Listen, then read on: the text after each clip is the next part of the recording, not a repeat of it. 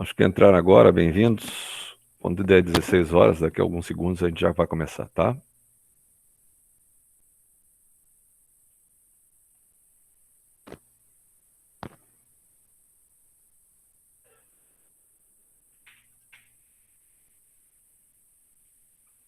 Vamos lá.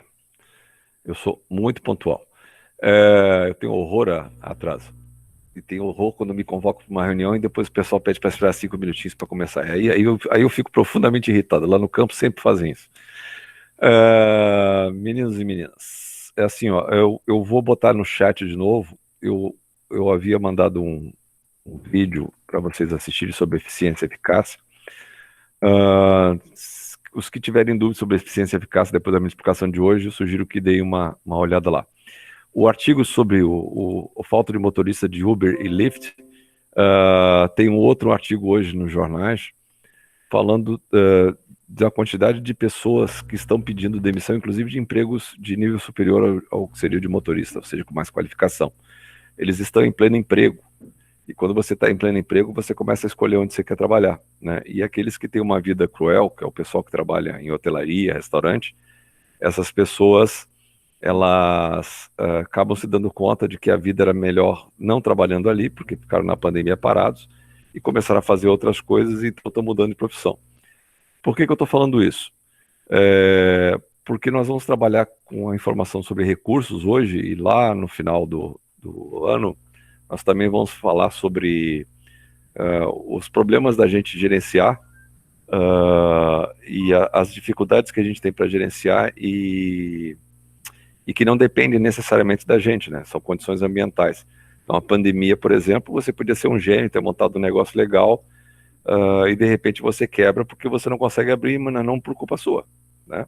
E isso acontece com infinita frequência. Nesse caso aí, nós estamos falando de dois aplicativos que dependem fundamentalmente do ser humano para poder existir por enquanto.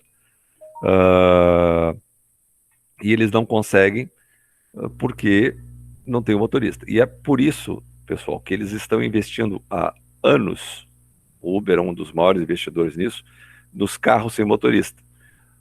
Para vocês terem uma ideia, quando eles fizeram o plano de negócios da Uber, eles já sabiam que eles não iam fazer dinheiro com o Uber, que eles iam ter prejuízos mensalmente. Por que isso? Porque a parte cara é o ser humano que eles têm que dar a comissão. Se eles conseguirem fazer um carro autônomo, eles conseguem oferecer um transporte sem ter o custo do motorista, ou seja, sem ter o repasse da comissão do motorista. Tá, mas se eles sabiam que iam ter prejuízo, por que fizeram? Porque existe um conceito na administração que é interessante que vocês saibam para qualquer profissão que vocês venham a abraçar no futuro, que são os primeiros entrantes. O primeiro entrante é aquele que oferece um serviço inédito no mercado e o nome dele fica fixado na cabeça das pessoas. Então, por exemplo, a gente chama leite condensado de leite moça, né? A gente chama amido de milho de maisena.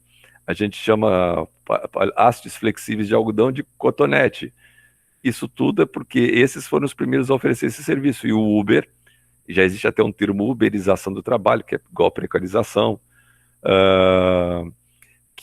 foi a forma deles marcarem, botarem na cabeça das pessoas no mundo inteiro a marca Uber. Como é que eles querem ganhar dinheiro? Além do motorista autônomo, eles também estão investindo em táxi aéreo. E a empresa responsável por desenvolver esse táxi aéreo é justamente a Embraer aqui do Brasil. É um pequeno aviãozinho que vão 5 pessoas, o motorista é mais 4. Claro que não vai custar barato, mas assim, com R$ 8.000 você consegue ir do aeroporto de Congonhas para o aeroporto de Guarulhos. Para quem tem urgência e não pode ficar parado no engarrafamento, uma forma excelente de viajar. Óbvio que à medida que isso for sendo colocado em prática, mais gente utilizar e a tecnologia baratear, esse custo vai cair. O grande problema das cidades no mundo agora, porque isso está previsto para 2025, é como cuidar do espaço aéreo, com um monte de táxi aéreo passeando, né? Os Jetsons tinham aquelas estradinhas, não sei se vocês já viram algum desenho dos Jetsons na vida, as navezinhas iam para um lado e iam para o outro, era uma confusão louca. Aí nós vamos ter um monte de aviãozinho se chocando, porque não tem torre de controle para isso. Bom, isso é um problema que, por enquanto, ainda não é nosso. Nós vimos falando sobre organização, e um conceito que vocês não podem esquecer é que organização é uma boa definição é duas ou mais pessoas com um objetivo comum.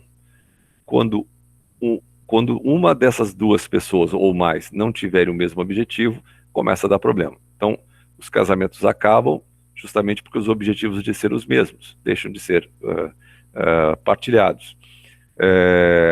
As pessoas saem das empresas porque não tem mais o mesmo objetivo. E assim tudo é na vida, tá? Então, uma organização de uma pessoa só não é considerada uma organização.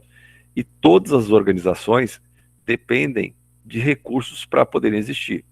E é esse conceito que a gente vai entrar hoje. Que conceitos são esses? Que recursos são esses? São os recursos materiais, né? Matéria-prima para fazer alguma coisa. Se eu sou esteticista, por exemplo, eu preciso das pomadas, eu preciso dos aparelhos para fazer estética. Se eu sou um barbeiro, eu preciso da minha cadeira de barbeiro e escova, tesoura, etc e tal. No meu caso, coitado, eles não têm nem com cliente, porque eu não preciso disso. Os recursos financeiros. A maior empresa do mundo, por mais grana que tenha, que no momento é o Google, mesmo ela não pode desperdiçar dinheiro, porque se jogar dinheiro fora, ela quebra, tá? Então os recursos financeiros também são escassos. Recursos informacionais, esse é provavelmente um dos mais complicados. O mundo, já de uns 40 anos para cá, ele é baseado na informação. Quem tem conhecimento tem poder.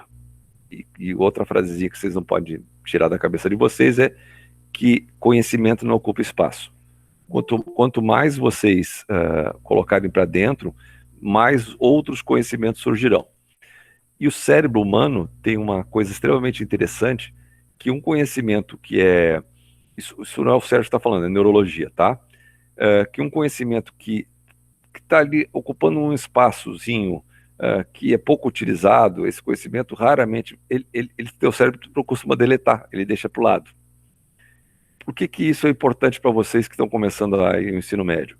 É porque às vezes vocês estão fazendo uma prova e olham as alternativas e o cérebro de vocês diz que é a letra B. Só que vocês não confiam em vocês mesmos, e é normal, é assim mesmo, do tipo, eu não lembro de ter estudado isso aqui, mas o cérebro está dizendo, vai no cérebro, porque aquela caixinha que estava lá escondidinha, puf, ela se abre.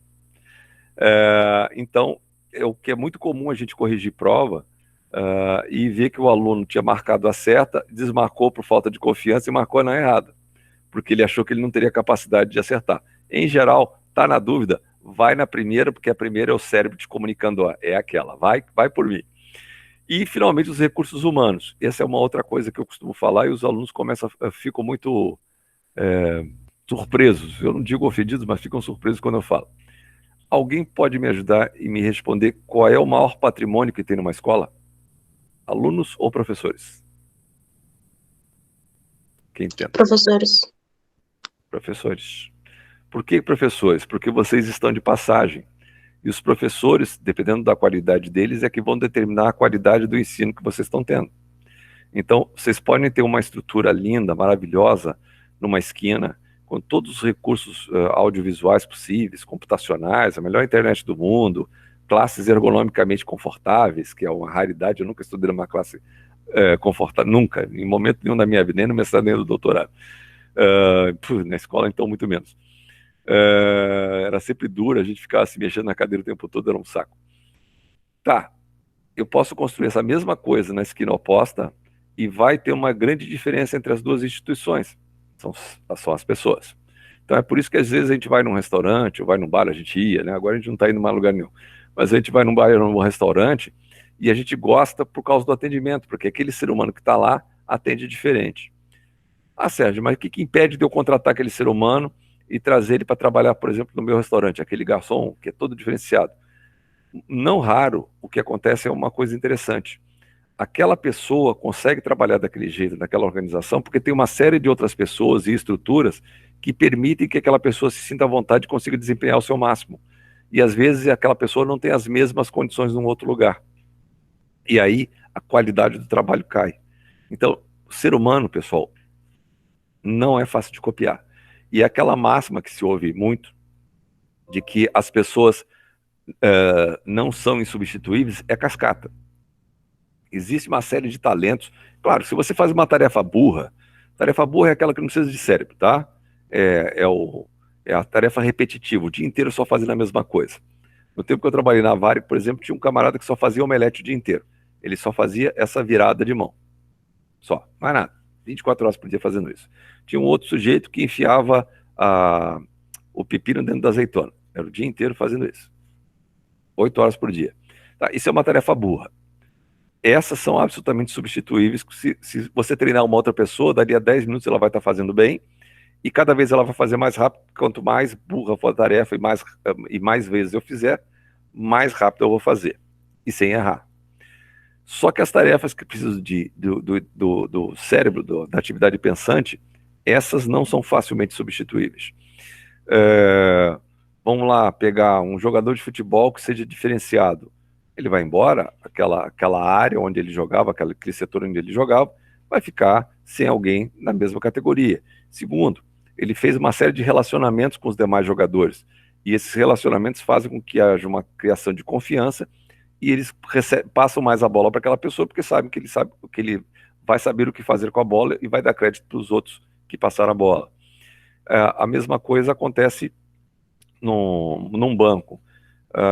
Agora mesmo está tendo um processo entre a XP, que é uma empresa de investimentos, e um ex-agente dela que fazia a aplicação.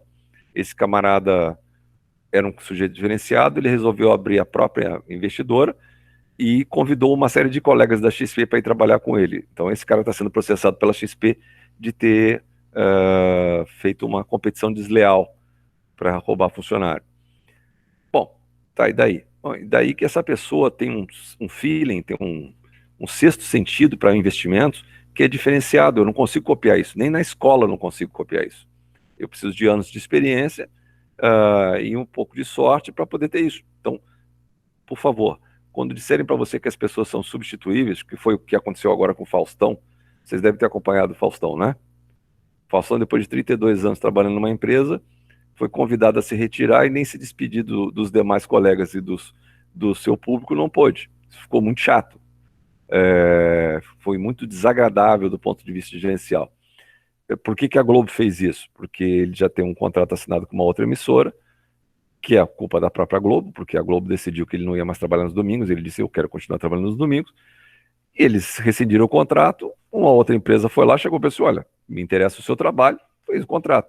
Ele ia sair de uma, ia começar na outra, ia ter um intervalo de 1 a 2 meses.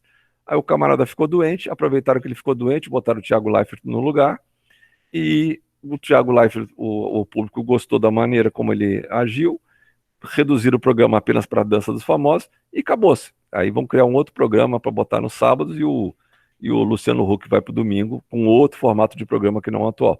Aquele monte de bailarina que só fazia careta lá no Faustão, todas estão desempregadas. E você não consegue copiar o Faustão, entende? Então, as pessoas, quando elas usam o cérebro, elas são insubstituíveis. Do jeito que eu tô falando, até parece que eu gosto do Faustão, tá? Eu não gosto de nenhum deles, eu não tenho saco pra ouvir nenhum deles. Mas o fato é que se ele tá há 32 anos, tem alguém que goste, né? Aquelas videocassetadas dele, pra mim, são uma afronta. Aquele monte de gente se machucando. Eu não consigo gostar daquele troço. Por ter trabalhado em hospital, eu sei os danos que podem causar na coluna cada uma daquelas quedas que eles dão. Mas, cara, tem gente que gosta, então eu não sirvo como parâmetro, tá? Então, eu tô dando aqui nesse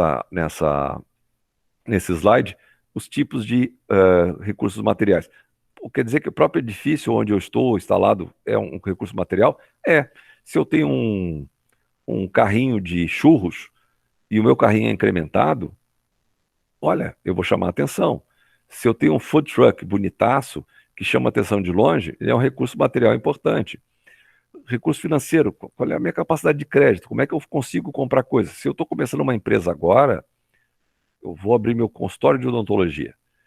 Cara, só o fato de ter que gastar para comprar o consultório propriamente dito já é uma grana preta. Aí eu tenho que comprar um monte de insumos, né? Aquelas pastinhas todas que os dentistas passam na gente. Aquilo precisa de grana. Um fornecedor vai vender a prazo para um dentista que está começando a vida? Não, ele vai pagar, vai cobrar à vista. É a mesma coisa num bar. Resolvi abrir um bar. Se eu for comprar Coca-Cola, cerveja ou qualquer coisa, para poder receber, eu tenho que pagar no ato. Não vou poder ter um boleto que eu vou pagar depois. Não. O próprio cara do caminhão vai receber a tua grana, senão você não recebe mercadoria. Recursos humanos. Tá aí o exemplo que eu dei para vocês do Lyft do Uber. Olha, eu preciso de funcionário para poder trabalhar. Eu preciso operacionalizar isso aqui. Não é fácil, né? Outra, eu preciso conhecer o tipo de cliente para quem eu vou vender minha mercadoria, para quem eu vou vender o meu serviço. Hoje, meu filho, hoje eu atendi. A gente tem um projeto chamado IRFS Contribui, que eu acho que até que eu já comentei com vocês. A gente atende pequenos empreendedores, profissionais autônomos e pequenas cooperativas. É uma senhora que bota cartas para o cliente, faz aquelas coisas esotéricas, todas diferentes. E ela precisa aumentar o perfil de clientes dela, o número de consumidores dela.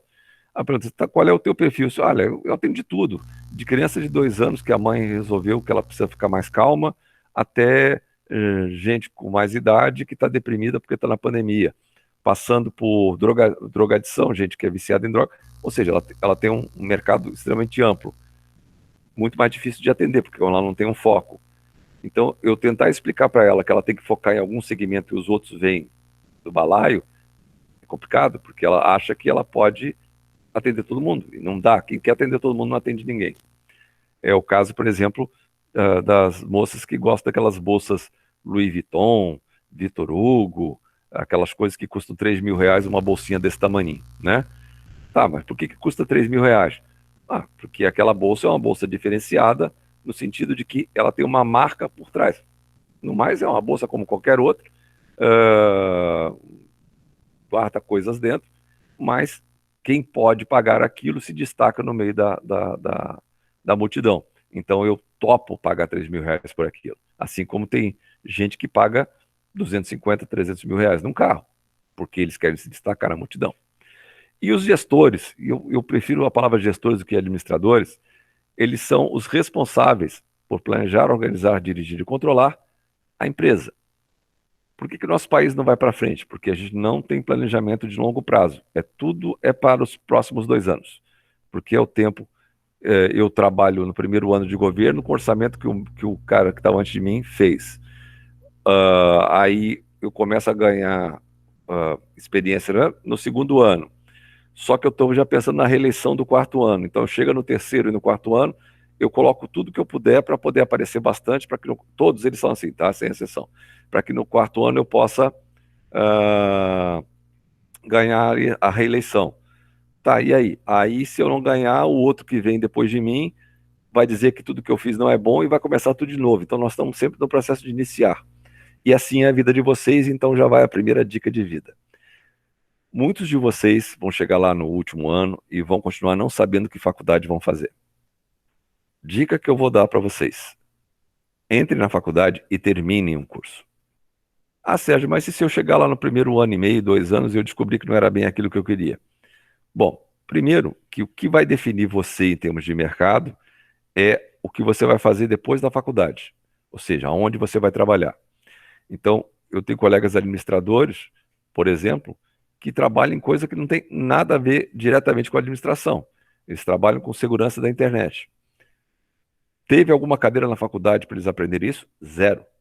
Eles fizeram uma especialização, além de se colocar a cara a tapa e de trabalhar numa empresa para aprender. Então, eles têm o título da especialização e mais a experiência na prática. E a cada 12 anos está previsto que todos nós vamos mudar de profissão. Porque a profissão que a gente tem certeza que a gente ama hoje, daqui a 12 anos está previsto de ser extinta. Por que isso está acontecendo? Por causa da tecnologia. Então, não façam algo muito comum, que entrou para a faculdade, larga, porque eu não sei bem o que eu quero. Termina. Termina e vai pensar na tua vida. Depois tu faz uma especialização e depois tu decide o que tu vai fazer. Pego como exemplo uma sobrinha minha, tá? Ela fez engenharia de alimentos. E fez mestrado em engenharia de alimentos. Hoje ela trabalha no Tribunal Regional do Trabalho. Nada a ver com nada daquilo. Ela fez concurso, estudou matérias que ela não tinha nada a ver, porque ela percebeu que ela ia trabalhar como engenheira de alimentos ganhando muito pouco, ia ser extremamente mal remunerada, porque o mercado não remunera ou não reconhece o valor. Minha filha. Minha filha, ela fez jornalismo. Ela trabalha na Globo, que era o sonho de todo jornalista. No primeiro ano trabalhando na Globo, ela se deu conta de que ela ia passar a vida inteira explorada. Se vocês já tiveram chance de ver a Globo News, o mesma pessoa que está lá às 8 horas da manhã comentando alguma coisa, está às 10 horas da noite também. Essas pessoas não têm vida, nem férias. Porque nas férias eles têm que continuar trabalhando, porque tem que ficar atentos ao que está acontecendo. E aí, o que ela fez? Ela fez um concurso. Passou, tirou o primeiro lugar. Quando chegou no segundo ano, ela se mancou que ela podia continuar estudando e passar num concurso melhor. Estudou de novo, outras matérias, e passou no outro concurso. Agora ela está lá. E se vocês me perguntaram se ela ama o que ela faz, não. Mas ela tem uma puta remuneração e faz os hobbies dela serem o prazer dela, né? E assim não dá para largar. Se largar, já era, tá? Nosso papel enquanto gestores é, através das pessoas, porque sozinho a gente não faz nada, conseguir as coisas. E aí, aquilo que eu já falei para vocês na aula anterior, nossa principal função é tomar decisão. A gente toma decisão o tempo todo. Não há momento que nós não tomemos decisão, não só como gestores, mas como indivíduos que vivem em coletividade. Se eu vou estudar, se eu não vou estudar, se eu vou tomar banho, se eu não vou tomar banho, se eu vou sair com fulano, se eu não vou sair com ciclano, se eu vou para a casa da avó, se eu não vou para a casa da avó. Com que qualidade eu vou fazer um determinado trabalho, são decisões que a gente toma no dia a dia. Isso é a nossa principal função, é a nossa principal obrigação, e aí de novo eu vou citar a senhora de hoje de manhã, do trabalho esotérico, a nossa principal obrigação é dar lucro. Por que dar lucro? Porque se eu faço um trabalho que o objetivo é ajudar os outros e eu não der lucro, eu vou parar de ajudar os outros e não vou conseguir ainda ajudar mais gente. Se minha função é dar lucro e investir em mim mesmo ou na minha família, eu também preciso dar lucro. Mas especificamente nos negócios assistenciais, aqueles que prestam assistência à comunidade, se eu não botar aquilo para funcionar, para gerar renda, ele quebra. E se quebrar, eu não ajudo ninguém. Então, não tem picado em dar lucro. O que você vai fazer com esse lucro é que vai determinar o tipo de negócio que você está.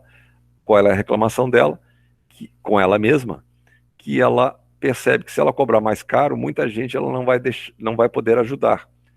Eu virei para ela e disse, olha, faz o seguinte, tu está conseguindo viver com o que você está cobrando? Não. Então, daqui a pouco você não vai mais fazer nada disso, nem para quem pode pagar e nem para quem não pode pagar. Bota na tua cabeça, já que tu queres ser feliz ajudando, é o jeito dela, 80% dos teus negócios, do teu tempo, tem que ser reservados para as pessoas que vão te pagar aquilo que você merece receber. E 20% você dá para aquelas pessoas que não podem pagar nada e faz de graça. Entende? Aí não fica com dois corações. Vai continuar ajudando quem não pode pagar, mas cobra de quem pode, né? Tem gente que paga R$ 1.000 para mostrar as cartas para ver futuro. Tem gente de todo quanto é tipo de desespero. Se não fosse isso, não havia aquelas plaquinhas lá na rua que a gente passa nos postes e diz, cigana Igor, né? Cigana não sei o quê, traz pessoa amada em 3 dias. Cara, aquele papelzinho tá lá porque alguém paga, né? Não se iludam, porque é assim que funciona. Então, o que nós temos que ter como gestores? Bom senso, que é um baita problema. O que é bom senso? É um baita problema. O que pode ser bom senso para um, pode não ser para outro. Equilíbrio é extremamente importante. Se a gente perder o equilíbrio, a gente entra em pânico e não consegue mais pensar em alternativas. E o mais importante de tudo, independente do que vocês forem fazer na vida de vocês, é criatividade. Criatividade significa o seguinte, pessoal, que se eu tiver grana e simplesmente fizer aquilo que a minha grana pode comprar, eu não sou criativo. Criativo é aquele sujeito que tem pouca grana, sabe que não pode gastar mais do que o que tem, nem pode se endividar, e bota a cabeça para pensar, para oferecer alternativas, Léo, para oferecer alternativas que consigam criar soluções que não custem os olhos da cara, ou às vezes nem custem, tá? Como é que a gente faz para ser criativo?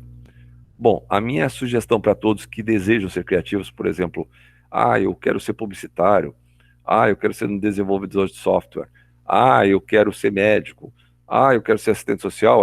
Comecem a olhar o seu entorno e vejam que soluções vocês poderiam dar para aquilo que vocês estão vendo que seja diferente daquilo que está sendo proposto naquele momento. Um exemplo que eu cito muito e me irrita profundamente que não tenham pensado nisso lá no início, e alguns municípios agora começaram a implantar, para que fila de vacina? Não precisa de fila. Um dos problemas, se vocês já foram acompanhar algum familiar ou se vocês já viram na televisão, é justamente o cadastrozinho da primeira vacinação. Ele demora para ser preenchido. Eu tenho que mostrar o meu comprovante de residência, aí a pessoa anota meu nome, a pessoa anota meu CPF, que também pega minha identidade, a pessoa anota, ou anota em papel e depois bota no computador, ou anota direto num tablet que vai cair no computador. Das duas formas ele demora. Por que não oferecer um aplicativo que as pessoas façam pré-cadastro antes e você só chega lá mostrando o teu documento e dizer, realmente você não mentiu, você mora aqui em Canoas. Ok. Mora em Canoas, você pode vacinar aqui. E eu não preciso preencher nada, eu só confirmo. Se o documento que você inseriu lá é mentiroso, você diz, olha, lamento, teu comprovante, não, eu não preciso preencher nada. Eu elimino essa etapa e consigo fazer as pessoas vacinarem mais rápido. Isso é processo, entende? É, Porra, mas é óbvio, por que ninguém pensou? Também não sei, pessoal, mas que eu me indigno quando eu vejo essas coisas, me indigno, mas para isso a gente precisa estar atento, tá? Uh, e lembre-se, todos nós somos administradores, inclusive, de nós mesmos, né? Nós decidimos o que vamos fazer em nossas vidas. Alguns de vocês decidiram fazer os exercícios de forma antecipada, eu estou dando a matéria. Não tem problema nenhum nisso. Devem ter sofrido mais, devem ter pesquisado mais, mas esse é um bom sinal, porque se vocês pretendem levar o curso, não só a minha disciplina, mas o curso todo assim, a tendência é que vocês não tenham problemas lá na época do vestibular e do Enem, porque vocês são pessoas disciplinadas. Ah, Sérgio, mas eu não resolvi não fazer, eu resolvi esperar. Não tem problema. O importante é não deixar de fazer os exercícios, porque o exercitar, e não é só, de novo, não é só na minha matéria, é que permite que o teu cérebro analise quando você errou e quando você acertou. E quando é que a gente aprende, pessoal? A gente aprende quando a gente erra. Porque o errar faz a gente analisar aonde foi que eu errei. E ao analisar onde foi que eu errei, eu consigo gravar sem decorar. Outra coisa importante, que eu já aviso para vocês todos, se puderem, façam grupos de estudo, ainda que online. Peguem 3 pessoas no máximo, não mais do que 3. Uma que seja boa em física, outra que seja boa em matemática, outra que seja boa em biologia, sei lá. Quando são presenciais, eu até cito que são 4. Um para biologia, um para matemática, um para física e um para fazer bolinho e chá. Que é aquele que não sabe nenhuma das outras 3 matérias, mas está encarregado de alimentar todo mundo e aprender com os 3. Por que isso? Porque quando a gente ensina, a gente aprende. A gente nunca mais esquece. Eu só consigo explicar aquilo que eu compreendi. E se a minha cabeça não compreendeu, eu não consigo passar à frente. Tá? Ah, Bom, precisamos então dos recursos para sermos gestores. E isso significa que eu preciso de ter um volume de informações para tomar as melhores decisões. Como volume de informações? Sérgio, tu tem noção da quantidade de informação que me chega o tempo todo pelo computador, pelas redes sociais? Não para nunca. Tá, e aí? Bom, então o primeiro macete é estar atento a tudo que vem.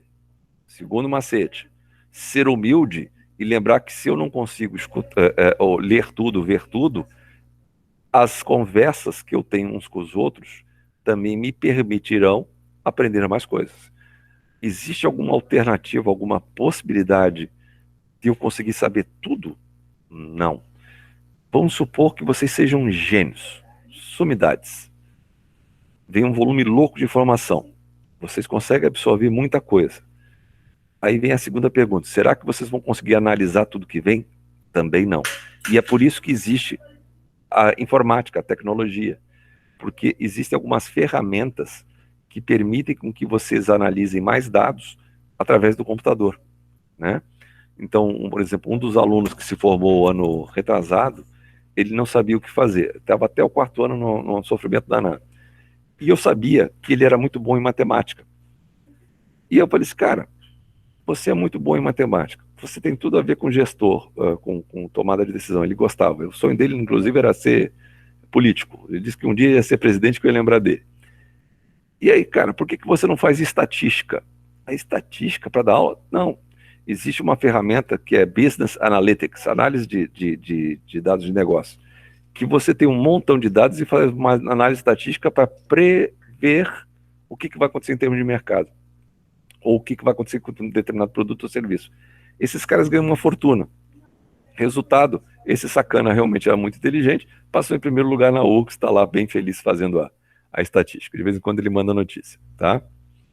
E vai se dar muito bem na vida, né? Algumas habilidades que nós precisamos ter em qualquer profissão, não só para gestor. Comunicação e expressão. Pessoal, vocês, de um modo geral, os alunos todos, são raras e raríssimas exceções, e eu não sou uma dessas exceções, não fui, tem muita vergonha de apresentar trabalho. Então, quando eu falei que vocês iam fazer um videozinho, eu senti que tinha sofrimento em alguns. Uma das formas da gente se preparar para o mercado de trabalho e não ter problemas é botando a cara a tapa. Então, quando te pedirem para apresentar um trabalho, e vai acontecer do ano que vem, se Deus quiser, nós estamos todos presenciais, apresentem. Primeiro vocês vão gaguejar, no segundo vocês vão gaguejar menos. Lá pela quinta apresentação, vocês estão tirando de letra. Quanto mais vocês souberem se vender, melhor para vocês em termos de profissão. Se vocês puderem desenvolver o raciocínio lógico e analítico, para isso é preciso estudar? Não. É preciso estar atento e perceber o que está certo e o que está errado. E não aceitar respostas sem ter um porquê. Visão sistêmica e estratégica é visão do todo. Eu não posso olhar só um determinado fato. Um exemplo. Por que vocês acham que o nosso clima está todo maluco? Ah, mas era assim há 10 anos. Ok, e há 20 anos, será que era? Será que isso não tem a ver com desmatamento da Amazônia e excesso de industrialização, jogando fumaça lá no céu, e a poluição acabando com a natureza? Isso tudo é importante. Criatividade, eu já falei para vocês, e iniciativa. É não esperar que te mandem. Faça. Entende? Sentiu que você tem capacidade, vai e faz. Negociação. Eu dou aula de negociação, uma das aulas que eu mais gosto. Geralmente para curso superior e para pós-graduação. A gente negocia o tempo todo. A gente negocia com os pais da gente. A gente negocia com os professores, a gente negocia com os colegas, a gente negocia com o vizinho. A gente negocia. Se vocês forem comprar alguma coisa, alguma roupa, primeira dica, não aceitem o preço que a vendedora está dando para vocês, ou o vendedor está dando para vocês. Chorem. O brasileiro tem vergonha de reclamar de valor. Não, tá, ok, essa bolsa é R$ 200. E à vista, sai quanto? Não, esse é o mesmo preço do cartão. Não, olha só, vamos lá, vamos pensar, dona vendedora. A senhora está me cobrando 14% que os juros do cartão de crédito, que o cartão de crédito cobra de vocês de taxa. Eles cobram entre 8% e 14%, dependendo do tamanho da loja. Está embutido nesse preço. Eu estou dizendo que eu vou te pagar à vista, em dinheiro. Quanto de desconto eu vou ganhar? Não. Então eu vou comprar essa bolsa em outro lugar, porque você não fabrica essa bolsa, eu vou achar essa bolsa em outro lugar e vou comprar mais barato. Você tem certeza que você prefere vender essa? Chorem. Se vocês aprenderem a fazer isso, vocês não vão se apurrinhar. Outra, negociação. Querem negociar com os pais de vocês uma ida para uma festa. E vocês sabem que os pais são meio reticentes, porque vocês são muito novas e sabe lá o que vai acontecer, e aquele papo todo que a gente ouve sempre. Lembre-se, eu fui filho e hoje sou pai, então eu conheço os dois lados da história. Não vão pedir isso numa sexta-feira, é burrice. Que dia é bom de pedir alguma coisa a alguém, inclusive ao chefe? Terça, quarta e quinta. Mas por que terça, quarta e quinta? Qual é a lógica disso? A lógica é a seguinte: na segunda, a pessoa está possessa da fisionomia porque ela vai ter que trabalhar. E ela já sabe que tem um monte de pepino esperando. Então ela já vai irritada. A maioria das pessoas não gosta de trabalhar. Elas trabalham porque são obrigadas, porque tem que pagar a conta. Então segunda não é um bom dia. Sexta-feira, ela está exausta, porque teve um monte de pepino durante a semana inteira. Sexta ela está doida porque chega o sábado. Para vocês terem uma ideia, o impacto da segunda, boa parte das pessoas que infartam nas segundas-feiras ou quando estão voltando de férias, porque elas estão indo para um ambiente hostil e aquilo as deprime. Então, segunda, nem pensar, tá? As 2 vezes que eu fui parar na UTI como paciente, foi numa segunda-feira. Pedi dias antes, não no dia. Isso aí, pedi dias antes. E aí, terça, quarta e quinta. Desses, qual é o melhor dia? Terça. De todos é o melhor dia. Quarta é o segundo melhor dia, quinta é o terceiro melhor dia. Tá, mas qualquer terça, qualquer quarta, qualquer quinta? Ah, não. Se estiver chovendo, não é bom. As pessoas ficam deprimidas quando está frio e quando está chovendo. Então, de preferência, tem sol. Puxa, mas tem tudo isso. Tem mais. Aqui no Rio Grande do Sul, por exemplo, que as pessoas ou são colorados, ou são anticolorados, ou são antigremistas, né? A gente torce para que o outro time perca, não torce pelo nosso, mas torce pela derrota do outro. Se aquela pessoa para quem você vai pedir é uma pessoa muito fã de futebol, procura saber o resultado do futebol antes de pedir qualquer coisa. Por exemplo, eu tinha uma costureira no hospital que eu só descobri depois que ela era gremista, que segunda-feira eu tinha que saber o resultado. Eu não gosto de futebol. Eu tinha que, no domingo, saber qual é o resultado da partida, para na segunda saber se eu podia pedir ou não. Porque na segunda ela via muito brava se o Grêmio perdia, né? E aí eu já deixava para pedir na terça. Então, pessoal, a tarde é sempre melhor, dias ensolarados é sempre melhor, terça, quarta e quinta são os melhores. São coisas que a gente vai aprendendo à medida que a vida vai ensinando para a gente, tá? Hoje tem livros de negociação que mostram as razões sobre isso. Uh, e aí, finalmente, eu vou tomar a liberdade de passar a tomada de decisão, porque já falei sobre isso. Liderança. O que é ser um líder? Eu preciso ter um crachá no peito para ser um líder? Não. A gente considera líder aquela pessoa que tem um conhecimento acima do nosso. É a nossa fonte, é o nosso porto seguro. Tá, Sérgio. Bom, por exemplo, num grupo ali de colegas da sala de aula, uma pessoa que saiba mais matemática que eu vai ser um líder natural, porque ela vai ser minha fonte de conhecimento. Claro, se essa pessoa for uma pessoa legal que queira compartilhar o conhecimento que ela tem. Se ele for um canalha, a gente não convida para festa, não convida para o happy hour, não convida para pizza, não convida para nada. Mas se for uma pessoa legal que gosta de compartilhar o seu conhecimento, é um líder natural, tá? Em tempos de crise é que a gente descobre os líderes naturais. Nós tivemos um acidente de avião na Varig há muitos anos atrás. Varig era uma companhia aérea que vocês não chegaram a conhecer, ela acabou em 2005. Teve um acidente na Serra Pelada. O chefe de equipe do voo, ele gelou, ele congelou, ele não conseguia mais sair do lugar. E quem assumiu a função de líder naquele momento que o avião estava lá quebrado no meio da floresta foi um auxiliar do voo. Ele foi mais eficaz em termos de liderança, inclusive do que o piloto e o copiloto. Por quê? Porque ele manteve a calma, o sangue frio e fez a ordem para a evacuação do avião, tá? E, finalmente, o que é mais importante? Gente, a gente trabalha melhor em equipe. Ainda que eu goste de fazer meus trabalhos de forma individual, porque é um saco trabalhar em grupo, porque eu sempre acabo trabalhando mais do que os outros, eu conheço todos, lá, eu conheço todos eles, tá? Botem na cabeça o seguinte: quando você está fazendo um trabalho sozinho, você começa a não enxergar coisas ou não enxergar alternativas. Então, ainda que você seja aquela pessoa que não quer esperar os demais, sai fazendo o trabalho e depois mostra para os demais: pessoal, eu fiz aqui um esboço, o que vocês acham? O que vocês sugerem de modificação? Sejam humildes, porque vai ter sempre alguém que vai enxergar uma palavra que não está adequada, um termo que pode ser melhorado, uma frase que pode ser melhorada. Por quê? Porque a gente fica contaminado, a gente não consegue mais enxergar as coisas, tá? O trabalho em equipe é fundamental, ele sempre será melhor do que um trabalho individual, por mais brilhante que a gente seja. Alguns desafios que nós temos: globalização. Pessoal, globalização existe desde que o mundo é mundo, tá? Os noruegueses já tinham chegado nas Américas muito antes de Cabral. Os espanhóis entrando no México e no Peru, isso tudo é globalização. Globalização nada mais é que derrubar fronteiras, tá? Antigamente era através das caravelas e hoje a globalização tá pelo fato de você pedir através do AliExpress alguma coisa que é produzida aqui, mas lá é muito mais barato e eu consigo trazer. Eu tenho um passador de slides quando eu dou aula presencial, eu consigo circular pela aula, consigo passar o meu PowerPoint à distância, que lá custa R$ 18. Aqui o mesmo o passador custa 250. Então, globalização. Tecnologia intensiva. Pessoal, botem na cabeça de vocês que a pandemia só fez acelerar o que eu vou falar agora.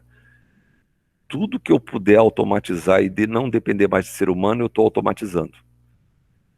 Toda e qualquer empresa que eu consiga fazer aquilo sem ter um ser humano é melhor, porque é mais barato. Porque máquina não sai de férias. Máquina não reclama que tem que chegar cedo. Máquina não reclama que está cansado. Máquina trabalha. Só isso. A única coisa que você tem que fazer nela é manutenção, tá? E se a tecnologia é intensiva, a tendência é que eu preciso de gente para criar essas máquinas. Então, hoje existe uma falta enorme de pessoas que são desenvolvedoras de software no mundo, não é nem no Brasil. Eu preciso de programadores de qualidade. Porcaria tem um monte. Programadores de qualidade é uma aves rara. Qualidade de vida. A pandemia também veio acelerar algo que já vinha forte desde 2015. As pessoas estão extremamente preocupadas com o mundo que elas vão deixar para os seus filhos. E isso significa que o serviço que eu vou oferecer tem que gerar um impacto positivo no ambiente onde eu vou me inserir. Então, nós atendemos uma moça lá no Contribui, que ela ficou desempregada, abriu uma cafeteria e ela precisa aumentar o número de clientes. Então, uma das coisas que nós dissemos para ela, que ela vende cafés que são considerados muito gostosos, que ela, assim que tiver uma grana, que ela possa ter um copo próprio lá da firma que seja descartável, ou seja, a pessoa possa levar. E a pessoa vai usar, porque tem a marca, é um descartável mais durável, tá? A pessoa vai usar lá no seu ambiente e tal, só que ela vai oferecer um desconto para quem retornar com aquele copo, mesmo em más condições, para o ambiente. Mas por que mesmo em más condições? Porque ela vai mostrar para a pessoa que ela vai descartar aquele copo da maneira correta, não vai jogar no lixo comum. Então ela vai ter uma preocupação ambiental, o que vai impactar positivamente no negócio dela. Ah, mas ela vai ter o custo de descarte. Dependendo do volume que ela vai ter o custo de descarte. Mas ainda assim ela vai ser considerada uma fonte de conhecimentos a respeito desse assunto e como alguém que de fato está preocupado com a natureza e não só de garganta para fora. Redução na hierarquia significa o seguinte: cada vez tem menos gente mandando, tem mais gente fazendo. Quanto mais chefe eu tiver, mais custo eu tenho. Então eu preciso de pessoas que sejam capazes de atender e decidir a qualquer momento. Vou mostrar para vocês como é nos Estados Unidos já há muitos anos. Se vocês comprarem alguma mercadoria em uma loja nos Estados Unidos todo, e aí chegou em casa, comprou uma faca elétrica. Chegou em casa, descobriu que você não precisa daquela faca elétrica para nada. Se arrependeu. Você volta 48 horas depois e fala com um vendedor qualquer. O vendedor vai receber a tua faca elétrica de volta, vai te devolver o dinheiro, desde que obviamente você tenha nota fiscal, ou vai te dar um crédito para você comprar um outro produto de mesmo valor na loja. Sabe com quantos gerentes ele vai falar? Nenhum. Porque ele tem total autonomia para receber aquela mercadoria de volta. Tá certo, mas e o prejuízo da loja? O que acontece? Esse cliente, por fidelidade, por saber que aquela é uma loja que o respeita, vai comprar com mais frequência. E aquele produto que ele devolveu vai parar num outlet da loja. Outlet lá nos Estados Unidos tem um conceito verdadeiro, não esse conceito canalha que nós temos aqui no Brasil. O outlet lá fora são produtos que foram devolvidos porque as pessoas não quis mais, produtos que foram devolvidos porque tinham pequenos defeitos e foram consertados e colocados à venda de novo, como produtos que receberam conserto, sendo chamados retificados, e produtos que saíram de linha. Então é tudo mais barato. Então eu não perco nunca. O outlet aqui no Brasil, eu moro em Novo Hamburgo, tá? Nós temos um outlet aqui que é uma piada. As roupas que eu compro ali no outlet, eu compro no mesmo preço do shopping. Tem alguma coisa errada, né? Quando muito tem uma promoção de vez em quando, mas você tem que ir muitas vezes até descobrir o dia da promoção para poder comprar alguma coisa efetivamente barata. A diferença do outlet aqui é que o custo para o lojista é mais barato, porque não tem escada rolante, não tem ar-condicionado, isso reduz o valor do condomínio para o lojista. E é só, tá? Multidisciplinaridade.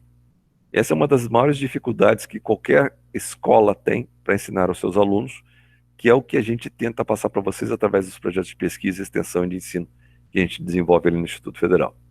O IFRS Contribui a um desses projetos. Multidisciplinar é um sujeito que não é só olha o seu umbigo. Se vocês forem um otorrino, que cuida de ouvido, nariz e garganta, eles estão cada vez mais especializados. Estão tão especializados que se você disser que você está com uma dor na barriga, ele vai dizer, mas não é a minha especialidade, não sei. E vai te mandar para um outro médico. O sujeito que é multidisciplinar, ele vai entender muito bem de alguma coisa, mas não vai deixar de entender de outras pequenas coisas. E isso é uma característica extremamente importante nas empresas de hoje em dia, porque elas querem uma pessoa que resolva mais coisas, elas não querem ter um cara para cada função. Eles querem ter um cara muito bom numa determinada função, mas que consiga trabalhar em outras áreas também, tá? Uh, alguns erros extremamente comuns para os gestores. O cara que é centralizador, ou a cara que é centralizadora, ela acha que as coisas só andam se ele ou ela tomar decisão.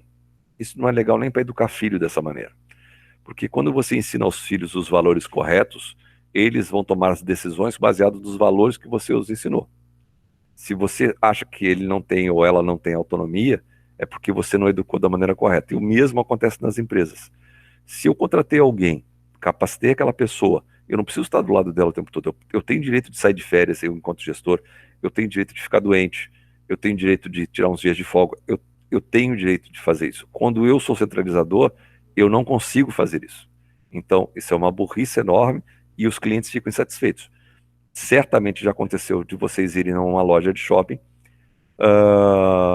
e qualquer coisa que vocês precisassem resolver com o vendedor, ele ia chamar o gerente, ou o que é pior, qual foi o vendedor que te vendeu?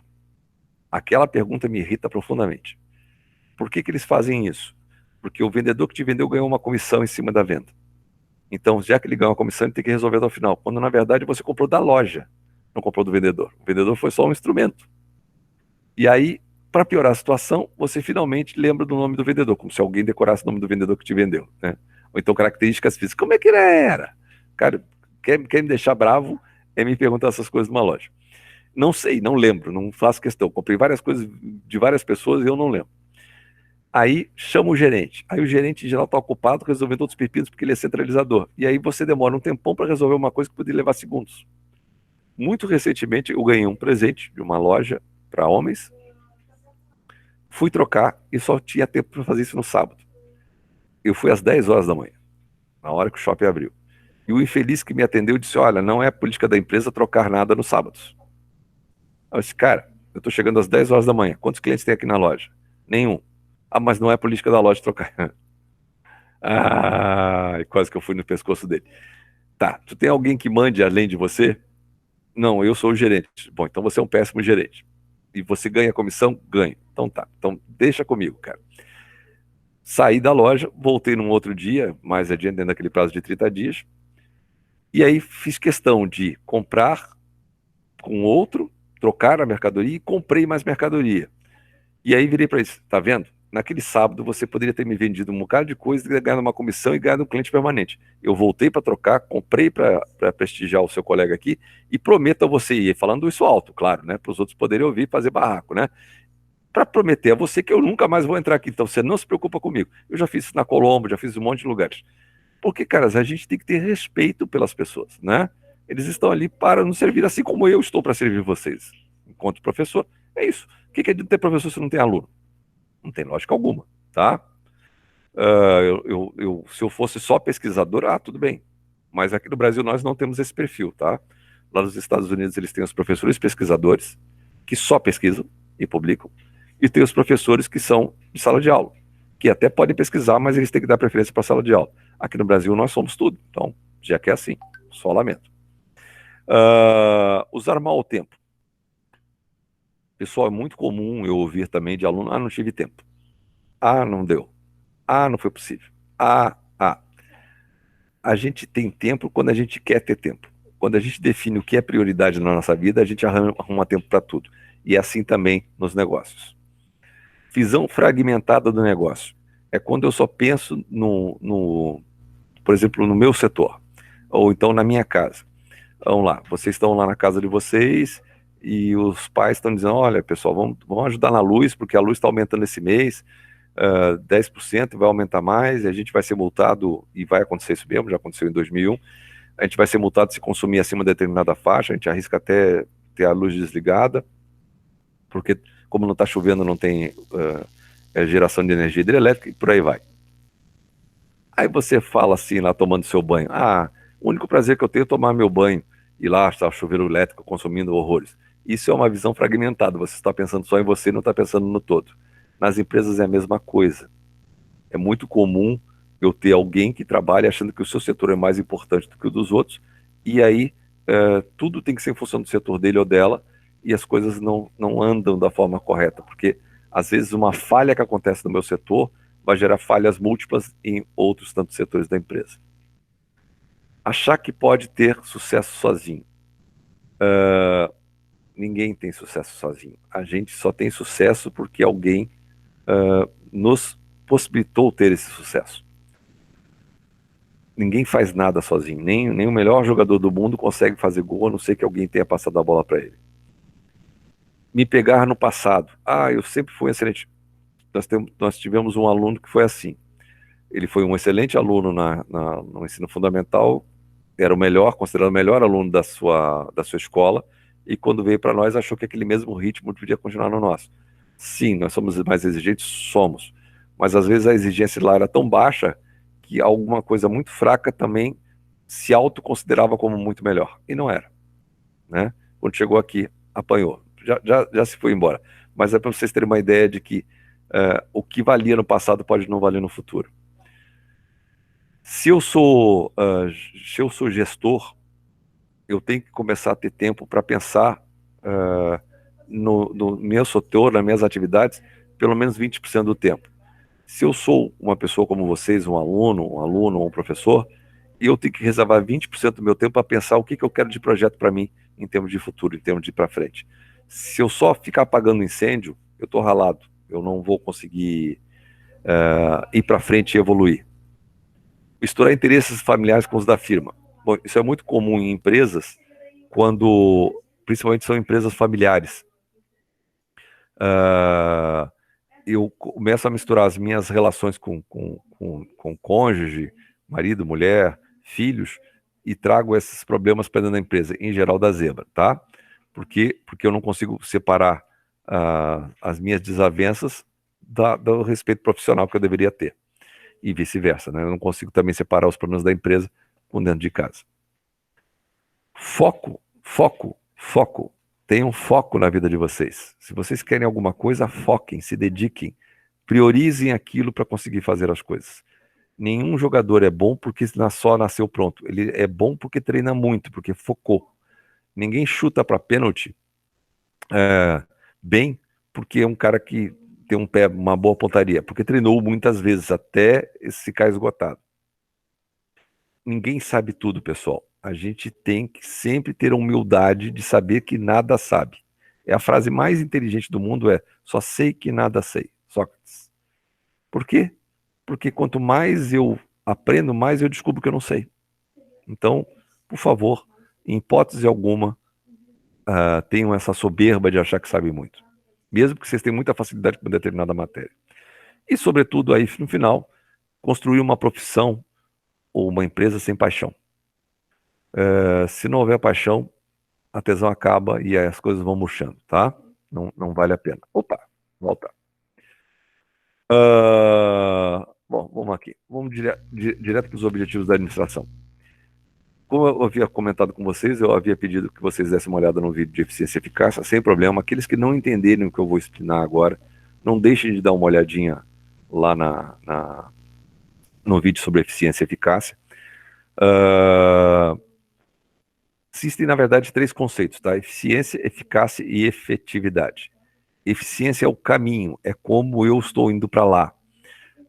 Por exemplo, eu vou daqui para Tramandaí. Se eu for acelerando muito, freando muito, eu vou chegar lá. Sem dúvida que eu vou chegar lá. Mas acontece que se eu chegar lá e tiver desgastado mais o meu carro, consumido mais combustível, eu não vou estar sendo eficiente. Então é fazer as coisas utilizando o mínimo possível de recursos. Vamos lá. Fazer uma prova de forma eficiente. Ora, eu tenho lá 3 horas para fazer a prova. Se eu perder muito tempo com uma determinada questão que eu tenho mais dificuldade, eu não estou sendo eficiente, porque aquela questão vai me deixar em pânico, eu não vou conseguir resolver e vou ficar nervoso, inclusive, para responder as próximas. Eu estou lendo uma questão, eu vi que eu tenho alguma dificuldade naquela questão, eu faço uma marcação bem grande de que eu tenho que voltar naquela questão. Eu não sei como é que vocês fazem, eu fazia um círculo volta da pergunta toda, que não tinha jeito de não enxergar. Depois eu ia floreando e voltando para onde eu não enxergava. E vou para frente, e vou resolvendo. E não raro acontecia de uma questão posterior me ajudar a resolver a questão anterior, aquela que eu tinha dificuldade, porque dentro dela, dentro do próprio enunciado, tinha a resposta daquela que eu não sabia. Então, eu não perco tempo, eu uso o meu tempo de forma eficiente, tá? E eficácia é atingir os objetivos que eu havia esperado. Então, vamos pensar em termos de escola. Passar de ano é ser eficiente, tá? Todos os anos sem cair em recuperação é ser eficiente. Aqueles alunos que tiverem notas médias acima de 8 serão muito eficientes. Se eu conseguir terminar o meu curso dentro do prazo previsto, que no caso de vocês são 4 anos, eu estarei sendo eficaz, eu chegaria ao resultado esperado. Se eu rodar algum ano, se eu tiver alguma disciplina que vai ficar para trás, cara, se eu não estou sendo eficaz. Se eu jogo um futebol bonito, mas não ganho, eu estou sendo eficiente, mas não estou sendo eficaz. Eu estou usando melhor os meus recursos, mas não estou atingindo o resultado esperado, que era ganhar. Vamos lá. Eu gosto de uma outra brincadeirinha que é o que é ser eficiente e o que é ser eficaz. Eficiência é rezar para Deus todos os dias para quando eu morrer encontrar o Deus. E eficácia é quando eu morrer encontrar Deus. Ou seja, se eu cometi pecados ao longo da vida, não fui eficiente, ele não me deixa entrar lá, né? Então eu vou parar no caminho de baixo, né? E eficácia sempre está ligada com a realização dos teus objetivos. Eu tenho que fazer um determinado trabalho. Ah, aquele professor é um mala, esse trabalho é muito chato, vou fazer de qualquer jeito. Tá, você vai conseguir entregar no prazo, vai fazer um trabalho medíocre e não vai ter aprendido grande coisa. Você foi eficaz, porque entregou o trabalho, mas não foi eficiente porque não aprendeu nada e não usou os recursos que você tinha da melhor forma possível. Puxa, quer dizer então que é possível ser eficaz e não ser eficiente? Sim, e é possível ser eficiente e não ser eficaz. Melhor dos mundos, ser eficiente e ser eficaz. Significa o seguinte, que quando melhor você utiliza os recursos que você dispõe, com o menor custo possível, o menor desperdício possível, melhor fica o trabalho que você entregou. Então, se eu dirijo daqui para Tramandaí sempre a 90, 100 por hora na freeway, eu estou sendo eficiente porque eu estou economizando pneu, eu estou economizando combustível, porque eu evito trocar marcha. Toda vez que eu troco de marcha, eu consumo combustível. Não estou desgastando o motor, o que permite que ele tenha maior vida. E vou chegar lá em Tramandaí, dentro do previsto. Ah, mas o outro que saiu depois de mim chegou antes de mim. Tá, ele foi eficaz, porque também chegou lá, mas não foi eficiente, porque teve um desgaste maior de tudo aquilo. Eu gosto desse último slide aqui, ó. Eficiência e eficácia. Eficiência é sempre preocupação com os meios, com o caminho que eu vou fazer. Não faltar às aulas, por exemplo, é ser eficiente. Mas por que não faltar às aulas, Sérgio, se você grava tudo? Porque se tiverem uma dúvida, vocês conseguem me perguntar agora e eu consigo responder de imediato. Ah, mas nada impede que eu te mande um e-mail lá e você vai me responder porque eu sei que você responde rápido. Sim, mas aí você vai mandar um e-mail, talvez você não consiga se expressar de forma melhor possível ou eu talvez não consiga entender da melhor forma possível e eu te responda não te matando a dúvida que você tem e você com vergonha vai acabar não perguntando. Então, ser eficiente é tentar assistir todas as aulas da melhor forma possível, de forma atenta, né? Também não adianta ficar com essa porcaria ligado só para dizer que está aqui e na verdade não está. E eficácia? A eficácia é que ao chegar lá no final, eu consiga chegar aonde eu tinha planejado chegar. Deu para entender ou muito complicado? Eficiência é meio, eficácia, fim, objetivo final. Aí vem um outro conceito que não está aqui, que eu gostaria de compartilhar com vocês. Pessoal, conceito de eficiência e eficácia vocês vão usar o resto da vida. Se vocês forem fazer a área da saúde, por exemplo, e eu sei que alguns de vocês vão, quanto mais eu faço um tipo de operação, vamos supor que eu seja o cirurgião geral e eu opere muita vesícula, tá? Quanto mais eu opero aquele órgão, mais eu sei o que pode acontecer de errado e menos falhas eu vou cometer. Eu vou levar cada vez menos tempo de bloco cirúrgico, esse paciente vai ter uma recuperação mais rápida e vai ter alta mais rápido. E ter alta mais rápido é bom, que evita que ele pegue uma infecção dentro do hospital, que a gente chama de infecção associada. Então, estou sendo hiper eficiente. E esse cara vai sair, ou essa cara vai sair do hospital com a sua vesícula operada e não vai ter problemas. Ela realmente vai ter um tratamento adequado e vai ficar bem. Foi um trabalho eficiente e eficaz. Um dos conceitos de eficiência que a gente tem e que acaba gerando danos na eficácia em hospital é retorno pós-cirúrgico em até 30 dias. Se o camarada precisa reinternar por causa da operação, é sinal de que eu não fui eficiente no tratamento e não fui eficaz. Pior ainda, se eu tratei aquela pessoa, eu dei alta hospitalar e aquela pessoa morreu em até 30 dias, eu também não fui eficaz, porque o resultado não era aquilo que ele desejava, né? Morreu, né? Você, em geral, está querendo a recuperação. Tá, e o conceito de efetividade? Eficiência, meio, eficácia, resultado. Efetividade vem de efeitos. Eu vou usar o exemplo do futebol, que eu acho que é o que mais fácil explica. Vocês jogaram um belíssimo futebol, estavam no campeonato, disputando uma última vaga com outro time que também estava jogando na mesma hora. É muito comum isso no futebol, né? Eu, na minha chave, jogando com o adversário, o meu outro, da mesma chave, jogando no mesmo horário. Os dois jogos começaram às 17 horas. Só que, para eu poder ganhar aquela vaga, eu tinha que aumentar o meu número de saldo de gols. Então, vencer de 1-0, eu fui eficiente e fui eficaz. Atingi o resultado que era vencer. Mas será que apenas um gol eu gerei os efeitos necessários para poder conseguir a vaga? Ah, não, eu teria que ter vencido com 3 gols de diferença, então eu não fui efetivo. Efetivo é, depois de você olhar o ambiente que te cerca, procurou gastar o mínimo possível de recursos, foi eficiente. Procurou chegar lá no planejado, eficaz. Será que o mundo não mudou nesse meio tempo e eu não tenho que gerar um efeito diferente daquele que eu estou gerando? Escola. Eu decidi que vou fazer medicina. Eu estou passando bem em todas as disciplinas, estou tirando 8 em média. Tá todo mundo feliz comigo lá em casa, tá todo mundo feliz lá na escola, os professores estão satisfeitos comigo, eu estou sendo eficaz. Quando chega lá no quarto ano, no início do quarto ano, eu tenho os resultados de quem passou no vestibular ou no Enem no ano anterior, que tem os tais dos pontos. E aí eu descobri que com o meu grau de esforço, eu não consigo passar na universidade que eu desejo, ou no curso que eu desejo. Eu não estou sendo efetivo. Então eu tenho que aumentar a minha eficiência, aumentar a minha eficácia para poder chegar lá na faculdade ou no curso que eu desejo, para poder ser efetivo. Puxa, quer dizer então que média 8 para ti não serve? Pode ser que não. De repente, se eu quero fazer a tal da medicina, eu tenho que ter médias 9, porque os meus concorrentes têm média 9 e as vagas são limitadas. Não vai entrar todo mundo. Eu posso ser muito bom, mas não fui bom o suficiente. Entenderam? Então, o conceito de efetividade é se os efeitos que vocês obtiveram estão atendendo o que o mundo inteiro está exigindo de ti. Por que o mundo inteiro? Porque as pessoas não vão ficar esperando paradas que você tenha sucesso e elas não. Elas também querem ter sucesso, então elas estão correndo atrás. Ah, Sérgio, o que tu sugere? Ó, eu vou falar para vocês o que eu fiz com os meus filhos, tá?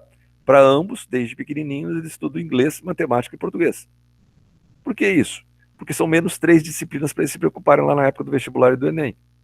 O mais velho de 12 anos tem um nível de inglês excelente. Ele hoje assiste vídeos em inglês, só em inglês. Ele não tem tradução, é direto no inglês. Tá, mas e aí? E aí, caras?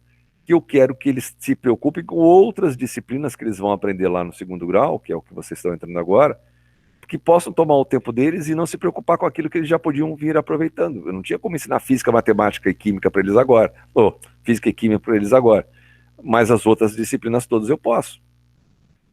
Bom, e aí? Então, eu quero que eles sejam eficientes, aproveitem o maior tempo possível que eles têm, sejam eficazes, passem bem e sejam efetivos. Que quando chegar na hora de escolher a profissão que eles querem, eles já estejam com as condições todas para escolher. O que eu sugiro para vocês, estudem muito inglês e estudem muito português. São as duas disciplinas que as pessoas mais se quebram quando chegam lá no vestibular e no Enem. Como é que eu faço para estudar português? Lendo, lendo e lendo. A leitura vai te facilitar na redação e vai te facilitar na ortografia. E inglês, que é uma matéria que as pessoas dizem que sabem, mas chega lá na hora elas não sabem. Então, eu tenho, inclusive, eu não tenho como compartilhar com vocês aqui, porque é um arquivo muito pesado, eu tenho um método de inglês chamado Assimil, inglês sem esforço. Tem o áudio e tem o livro. em que se vocês estudarem 20 minutos todo dia, no final de alguns meses, de 8 meses mais ou menos, vocês estarão sabendo toda a gramática do inglês. Ah, Sérgio, mas eu vou aprender a falar? Olha, a minha experiência mostra que vocês têm que olhar muito vídeo e viajar para aprender a falar fluentemente. Mas nada impede que vocês, com este conhecimento, não tirem nota muito alta lá no vestibular ou no Enem. Puxa, cara, é 20 minutos todo dia. Eu estudei alemão com esse método e passei na prova. Uh, o inglês, eu tenho esse livro, esse áudio, porque eu dei aulas de inglês nos hospitais onde eu trabalhava, porque era a forma de eu unir as pessoas. Então era de graça. O pessoal ia na hora do almoço, eu ensinava inglês e eles queriam fazer outras coisas na vida. Queriam fazer mestrado, outros queriam entrar para a faculdade. E aí era uma forma de unir todo mundo e eu precisava dessas pessoas para que meu trabalho rendesse no hospital. Então, eu usei esse método, cara, e funcionou hiper bem. Então, quando a gente tiver presencial, eu prometo compartilhar com vocês, tá? Eficiência e eficácia, portanto, o ideal é que elas andem juntas, tá? Eu tenho que fazer bem e tenho que alcançar os objetivos, senão eu não vou me dar bem na vida. Tranquilos? Então tá.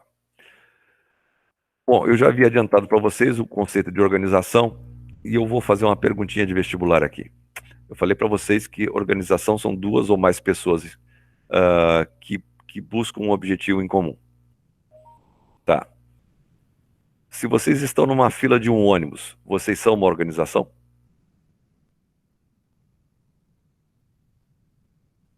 Difícil essa, né? É para ser difícil mesmo.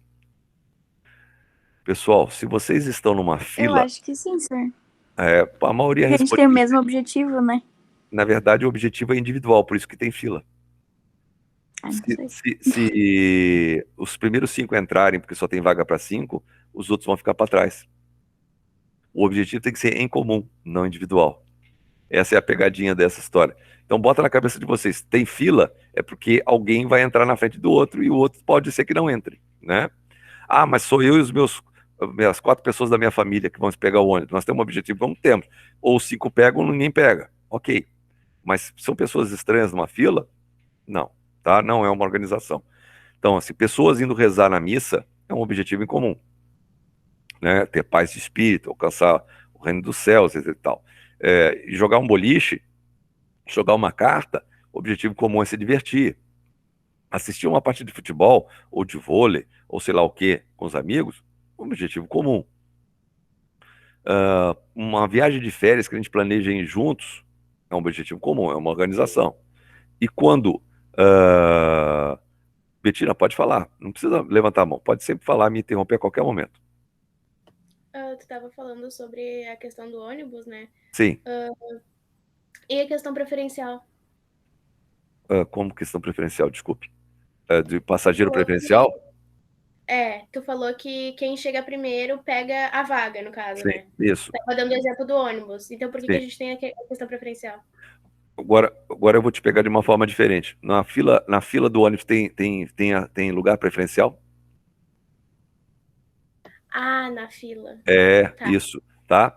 Ah, Sérgio, mas algumas cidades, aí eu já vou te responder, tá? Algumas cidades, os idosos entram na frente. E aí o preferencial deles é o fato de poderem entrar pela porta da frente e não terem que ficar disputando na fila ali, ok? Mas mesmo isso é um objetivo individual.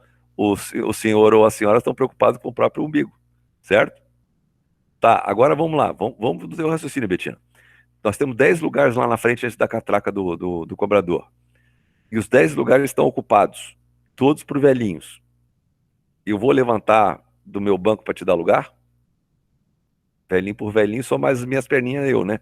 Fico eu sentado. Tô mentindo? Por exemplo, uma pessoa mais nova dá lugar para uma pessoa mais velha. Isso seria um mundo maravilhoso, né? Mas não é o que rola. Se vocês já tiveram a oportunidade de andar em Transurb, e eu andei um bocado para poder trabalhar, é muito comum eu ver pessoas que estão sentadas junto ao assento preferencial, né? Nem no assento preferencial, juntas ao assento preferencial, e baixam a cabeça, fingindo que estão dormindo, para o velhinho passar e elas poderem continuar conversando. E aí, imediatamente, passou, elas veem pela perna passando, elas levantam e continuam tagarelando. Já está combinado. Que é para não se sentirem pressionadas a ter que levantar para dar lugar para o velhinho ou para a velhinha. Elas não dão lugar para a grávida. Mas isso é questão de caráter também, né, senhor? É educação de um povo, né? Gente, a gente não está com a pandemia do jeito que está de graça. As pessoas não se respeitam. Aqui cada um só pensa em si, né? Você vai, não sei como é que está no supermercado de vocês aqui. Em Novo Hamburgo, as pessoas são absolutamente desrespeitosas umas com as outras. Elas andam com a máscara embaixo do nariz dentro do Zafari. E eu saio dentro do Zafari, máscara no nariz, máscara no nariz. Falo, mas na cara, na boa, falo mesmo. Já tive caretas aos montes, né? Quem é tu? Eu tô respirando o mesmo ar que você. Bota, senão eu vou chamar a polícia. E falo mesmo. Eu não deixo ninguém passar na minha frente na fila. Sérgio, você já deu o seu lugar na fila para alguém? Muitas vezes. Se a pessoa que está atrás de mim tem 2 ou 3 objetos e eu estou com uma cesta cheia, eu sempre deixo essa pessoa com 2 ou 3 objetos passar. Uma questão de. O cara vai levar segundos para passar as compras, né? Não, não custa. Mas eu já vi gente passar, dar uma de João sem braço e passar na frente. Eu disse, acho que eu vou lá no final da fila. Ah, mas eu tô com ele. Então tá, então pede para ele ir junto contigo lá pro final da fila. Eu não deixo. Tá? É uma questão de cultura. Nosso povo é mal educado. Por quê? Porque nós não somos uma organização. Cada um só pensa no seu umbigo. Vocês têm que botar na cabeça. Tuas colocações são excelentes, tá, Betina? Nós temos que botar na cabeça que se as coisas não funcionam, não funcionam só porque o governo é ruim. Não funcionam porque nós, enquanto povo, não agimos coletivamente. Isso é muito ruim. Nós nunca vamos chegar lá na frente e ser uma nação que respeita as pessoas e não desrespeita por preconceito de gênero, religião, opção sexual, ou sei lá mais o que, enquanto nós agimos do jeito que nós agimos. Tá? Então, nesse momento, nós, povo brasileiro, não somos uma organização, lamentavelmente. Eu desejo muito que seja. Boa parte disso é culpa da minha geração, que é uma geração medíocre. Eu espero que a geração de vocês, que é muito menos preconceituosa, consiga resolver esses vários males que nós estamos deixando aí para vocês. Tá? Mesmo, de coração. Tá bom?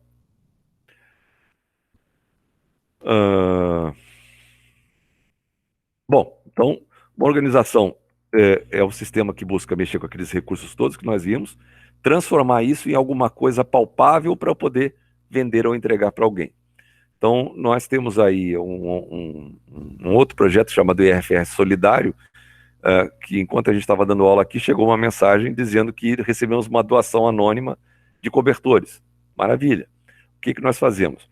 Nós usamos os nossos recursos humanos e tecnológicos, a gente espalha para as pessoas que a gente precisa de determinadas coisas e doa isto e o nosso tempo para uma entidade de Canoas e para nós ajudamos basicamente um orfanato de Sapucaí e uma entidade de Canoas e o pessoal da morador de rua de Porto Alegre. Porque essa entidade de Canoas atende venezuelanos, senegaleses e haitianos que, cara, eles vieram para cá sem nada. Então, cobertor para eles faz uma falta louca, tá um frio danado, né? E aí transformamos esse processo todo para chegar lá no final e oferecer. A gente ganha alguma coisa? Satisfação de estar ajudando o próximo. É isso, tá? E tira dinheiro do bolso? Claro que tira. Eu moro em Novo Hamburgo, para levar as coisas para lá eu gasto combustível e meu tempo, né? E tem os outros colegas que fazem parte do projeto, não sou só eu, né? Temos alunos, inclusive, que fazem parte do projeto e que também gastam lá o seu tempo. O seu tempo, por exemplo, eles são responsáveis por toda a divulgação das redes, do trabalho, é feito por aluno. Eles estão gastando o tempo deles por estar fazendo outra coisa, né? A gente só não os deixa sair de casa. Pessoal, são 5h13, eu não vou entrar no novo assunto, porque eu quero fazer aquilo de forma contínua, tá? Deixa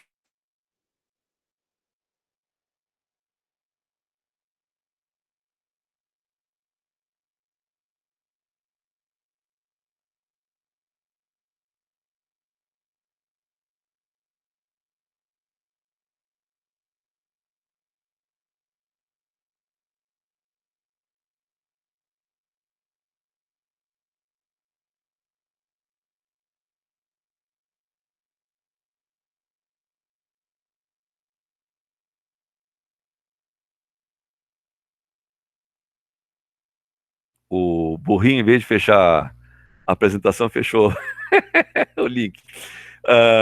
Pessoal, então assim, ó, deixa eu só ver o que tem para frente, para a gente não se perder na jogada aqui. Nós estamos absolutamente em dia com a matéria, tá? Só para vocês ficarem tranquilos em termos de disciplina.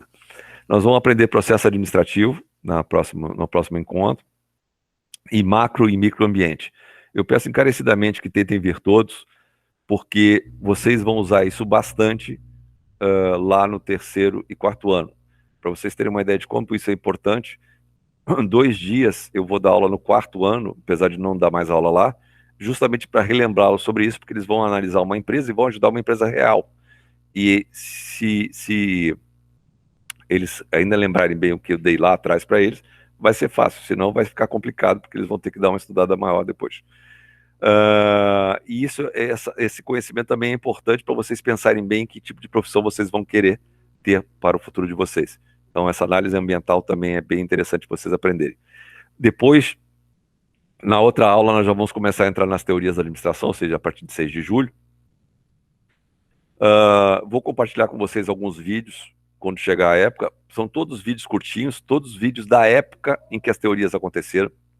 Então é preto e branco, daquela forma acelerada, como era filme de antigamente, mas todos assim que levam 1 minuto e meio, 2 minutos para ver, que vão ajudar bastante vocês compreenderem que o mundo que era feito lá nos anos 1900 é exatamente igual ao ano de 2021.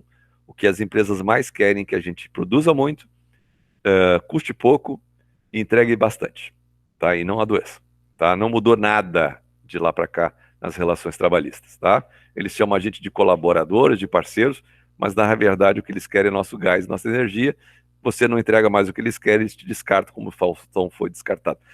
Desculpe falar de novo do Faustão, aquilo me indignou de uma maneira... É muito triste você trabalhar tantos anos para uma empresa e de repente você ser descartado como se fosse um pedaço de papel, uma lata de lixo. Ainda que eu não goste dele como apresentador, cara, tem que tirar o chapéu, porque se o cara está 32 anos fazendo um programa, é porque tem gente que gosta dele, né? E tem patrocinador que banca, tá? Tá bom assim? Tá muito chata a aula? Como é que nós estamos indo? Não? E por favor, combinado entre nós, me interrompa a qualquer momento, não precisa levantar a mão, as contribuições de vocês são todas hiper bem-vindas, tá? Eu não sou dono da verdade, muito antes pelo contrário. Tá legal? Fiquem com Deus, boas aulas, até semana que vem, juízo, tá? Que bom, obrigado, Leonardo. Deus lhe Tchau, paz. Tchau, queridos.